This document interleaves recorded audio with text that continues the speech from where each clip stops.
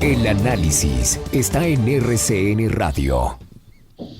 Son las 7 de la mañana, 17 minutos. Entramos a analizar un poco los detalles de lo que se conoce hasta el momento de lo que será la nueva reforma tributaria. Insistimos que son las líneas gruesas, no el detalle todavía del articulado. Esta mañana conversábamos con el ministro de Hacienda, José Manuel Restrepo, y ahora queremos tener una mirada distinta. Y hemos invitado a Andrés Escobar, ex viceministro de Hacienda, para ver cómo encuentra esos primeros esbozos de la reforma tributaria. Muchísimas gracias por acompañarnos. Muy buenos días. Yolanda, muy buenos días. Un saludo para usted y para toda la audiencia. Bueno, una primera mirada general. 15.2 billones es lo que se espera recaudar. ¿Es un buen proyecto? ¿Sería, si pasa como está en el Congreso, una buena reforma tributaria? Bueno, pues lo primero es resaltar que el camino que sigue esta reforma es muy distinto a la reforma anterior que se cayó. Es decir, aquí primero buscaron el consenso y después van al Congreso. En la anterior hicieron el tema al revés y pues sabemos que no le salió muy bien. Entonces, pues esta reforma, una cosa buena es que tiene una probabilidad muy alta de pasar. En las primeras líneas gruesas, como usted dice, que presentaron, es claro que las empresas van a aportar una parte sustancial de la reforma. Van a aportar un poco más de 11 billones de los 15 que dice el proyecto que va a dar la reforma, y eso está bien. Digamos, cumple con todo lo que se había anunciado, con lo que los mismos empresarios habían solicitado. Donde yo creo que vamos a tener un riesgo es que hay un pedazo de la financiación de la reforma que viene de dos fuentes que no son tan fáciles de lograr. Un programa bastante duro de austeridad que no empieza a regir sino hasta 2023, de acuerdo con lo que dijo el mismo gobierno. Es decir, en este gobierno el programa de austeridad no empezaría a actuar y no es muy claro eso por qué no ocurre. Y lo segundo es que cerca de 2.7 billones de pesos van a venir de mayor capacidad de la DIAN para fiscalizar a los evasores. Y pues eso es algo que suena muy bien.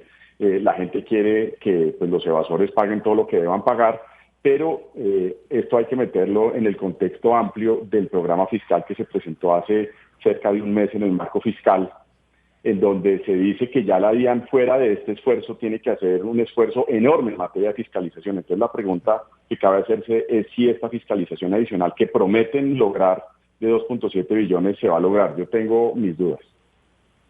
Ahora, doctor Escobar, ¿usted cree que esta reforma, como la plantea el gobierno, es un paso en la dirección correcta para recuperar la confianza de los inversionistas que se perdió con la reducción de la calificación de riesgo, la pérdida del grado de inversión de Colombia? ¿O esto simplemente es patear el balón hacia adelante y ese es un problema que tendrá que resolver la próxima administración del gobierno nacional? Pues Jorge, recordemos que cuando Colombia perdió el grado de inversión en el año 99, le tomó a Colombia cerca de 12 años volverlo a recuperar. Solo hasta 2011 se logró volver a recuperar el grado de inversión. Entonces, lo que nos pasó con las calificadoras recientemente, que volvimos a prender el grado de inversión, que no quiere decir que no consigamos recursos de financiamiento, sino que los vamos a conseguir más costosos porque ya no somos parte del grupo de los buenos alumnos de la clase. Es un proceso que va a tomar muchos años y yo creo incluso, Jorge, que ni siquiera durante la siguiente administración eso se va a lograr. Eso es un esfuerzo que va a durar mucho tiempo y por eso esta reforma tributaria, yo no diría que patea el balón hacia adelante, sino que es la cuota inicial de otros esfuerzos en materia de impuestos que Colombia desafortunadamente tendrá que hacer, dado pues todo lo que nos pasó por cuenta de la pandemia. ¿Quiere decir esto que esta reforma tributaria, usted ya lo dijo antes, recoge muchos de los recursos en el 2023 y si además no nos pone en el camino de lograr pronto recuperar el grado de inversión, significará que el gobierno va a tener que endeudarse más los próximos 2 años por lo menos y que va a tener que pagar más intereses por esa deuda adicional además? Exactamente, y yo creo que cuando se habla de la importancia del grado de inversión y de una buena opinión de las calificadoras, a veces la gente simplifica demasiado eso y dice que simplemente que el gobierno quiere darle gusto a unas agencias internacionales. Yo creo que eso hay que interpretarlo de otra manera. Una buena calificación crediticia se le da a un gobierno que tiene una baja deuda y una baja deuda implica que uno paga pocos intereses y al pagar pocos intereses tiene plata para gastar en otras cosas. Lo malo de perder el grado de inversión es que vamos a pagar más intereses y el gobierno va a tener menos recursos disponibles para atender las otras necesidades pues tan abundantes que tiene el Estado. Entonces, tal vez con la pandemia era inevitable perder el grado de inversión, pero creo que es importante que los oyentes tengan claro que para volver a recuperar ese grado de inversión, poder volver a pagar pocos intereses, y poder gastar más en educación, en salud, vamos a tener que hacer un esfuerzo como sociedad importante en los próximos años. Señor Escobar, quería usted precisar un poco más qué es lo que le genera dudas en relación con el programa de austeridad que está contenido en esta reforma, porque esta mañana el ministro decía, por ejemplo, que está contemplada una facultad para el cierre, fusión o escisión de entidades del Estado. ¿No lo ve usted muy claro? Pues como ustedes decían al inicio de esta conversación, todavía conocemos hasta ahora las líneas gruesas de la reforma. Entonces, las facultades extraordinarias, claro, pueden permitirle al gobierno hacer fusión de entidades y suprimir de pronto algunas, pero a nosotros no se nos debe olvidar que este es un país que va a quedar con muchísimas necesidades saliendo de esta pandemia. Una vez logremos dejar atrás, ojalá con el programa de vacunación rápido, las muertes y los riesgos de aislamiento, quedará una estela muy larga de problemas para resolver hacia adelante, de una cantidad de gente que entró en la pobreza, de una cantidad de empresas que tuvieron que cerrar, y eso va a requerir gasto público. Entonces, puede que el Estado haga muchos esfuerzos en materia de austeridad para su funcionamiento, pero eso no quiere decir que el Estado no vaya a tener que gastar más para atender todos los frentes que requiere un país pues que queda tan golpeado con la reforma, y en ese frente es donde yo me temo que la austeridad no va a ser suficiente para hacer bajar el gasto público. No es que dude de la intención del gobierno, sino creo que es difícil de bajar por completo el gasto público solo bajando el gasto de funcionamiento. Doctor Escobar, si algunas de las medidas no van a hacerse efectivas sino a partir del 22, ¿hay cómo financiar la extensión del ingreso solidario que se ha planteado y mantener, digamos, todos los subsidios a la nómina y todo lo que se incluye en esa óptica de lo social? Pues los ingresos fuertes de la reforma no entran en el 22 sino en el 23, de hecho. Entonces la pregunta que me parece muy relevante es, bueno, y en el 2022, ¿cómo se van a mantener andando estos programas sociales de emergencia? Y la respuesta es con deuda. El gobierno, como parte del consenso político, identificó que lo viable desde el punto de vista del entorno político es empezar a generar ingresos adicionales para el gobierno en 2023. Entonces, el deseo que todos tenemos de que los programas sociales de emergencia se mantengan hasta que pase la emergencia, pues tendremos que salir a buscar recursos de endeudamiento más costosos que antes para conseguir. Así las cosas, entonces el panorama del déficit fiscal se va a agrandar y el mensaje para las calificadoras de riesgo no es tan positivo, porque si vamos a tener que endeudarnos y a pagar más por esas deudas, pues el hueco se profundiza y entonces no se cumple uno de los objetivos de la reforma. No, yo creo que sí se cumple porque el déficit fiscal el próximo año va a ser menor que el de este año. Lo que pasa es que uno se tiene que salir a endeudar en todos los años en que tiene déficit. Entonces, pues este año, que el déficit es el más grande, tendremos que salir a buscar muchos recursos de deuda, y el próximo año, aunque son menores los recursos de deuda, en todo caso tendremos que salir a buscarlos. Pero yo creo que esta reforma, como está planteada, sí cumple con una primera etapa de empezar a ajustar las finanzas públicas, y en ese sentido pues está cumpliendo con un objetivo que, digamos, es responsable, pero no va a ser suficiente y vamos a tener que hacer más esfuerzos hacia adelante, desafortunadamente. Es responsable, pero no es suficiente, dice Andrés Escobar, ex viceministro de Hacienda. Tiene pregunta para él, Yanelda Jaimes, a esta hora. Sí, señora, gracias. Mire, doctor, muchos sectores siguen insistiendo en que la renta básica, incluso la matrícula a cero, deben ser permanentes. Es una política de Estado. ¿Usted cree que quizá en estos puntos se podrían presentar tropiezos en el Congreso? Pues es posible por supuesto, y en materia tributaria el gobierno propone y es el Congreso el que decide. Sin embargo, yo pienso que dada el gran apoyo político que se mostró ayer en el lanzamiento de la reforma, lo más probable es que la reforma salga como está, es decir, con unos programas que van a tener carácter temporal, tal vez con excepción, si entendí bien, de la matrícula cero. Los otros programas iban a tener, digamos, fecha de vencimiento.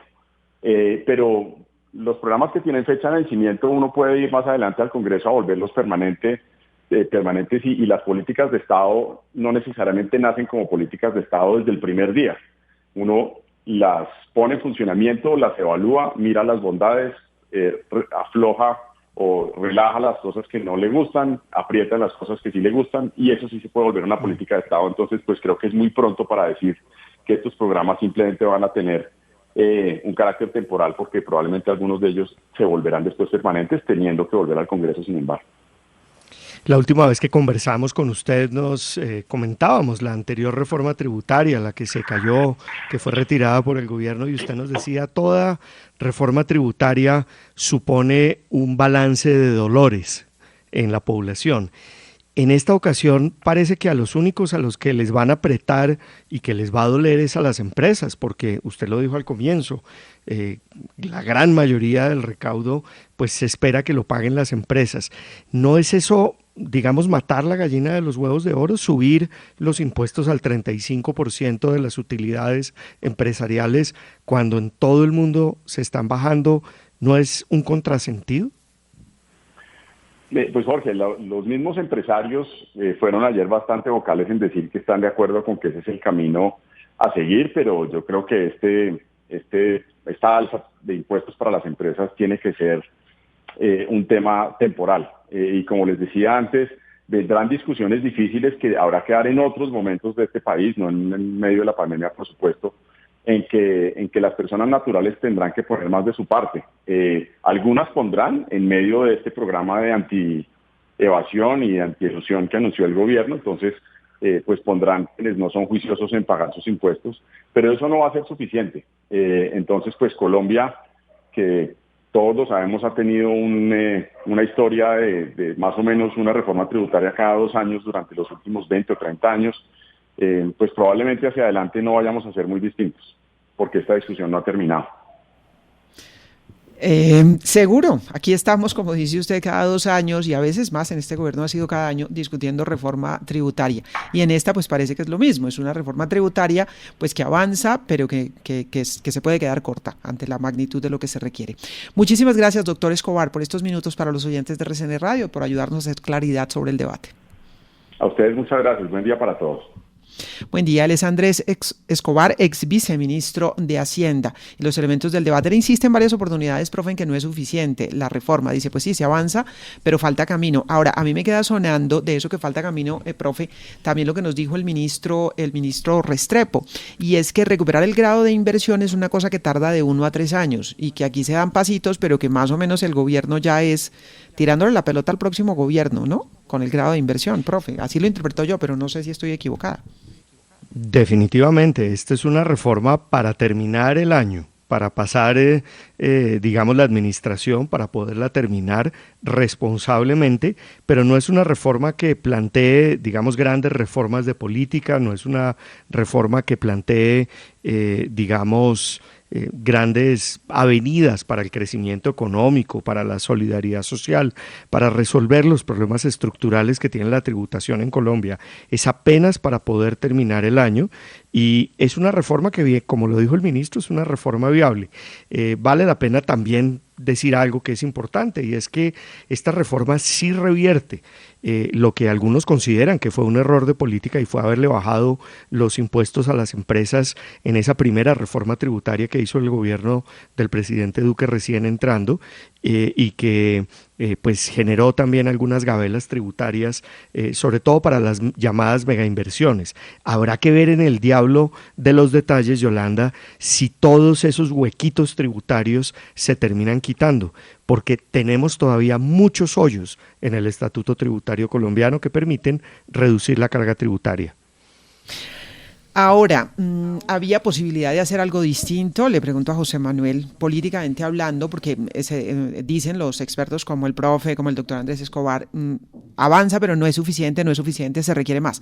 Políticamente tal vez no hay alternativa. Esta reforma de pronto puede pasar en el Congreso y con debate, por supuesto, pero habría posibilidad política de sacar algo distinto. Ya vimos lo que pasó con la anterior reforma tributaria y cómo terminó en el estallido del paro nacional, que tenía otros elementos y otros ingredientes, pero dijéramos que la gótica fue la reforma tributaria, José Manuel.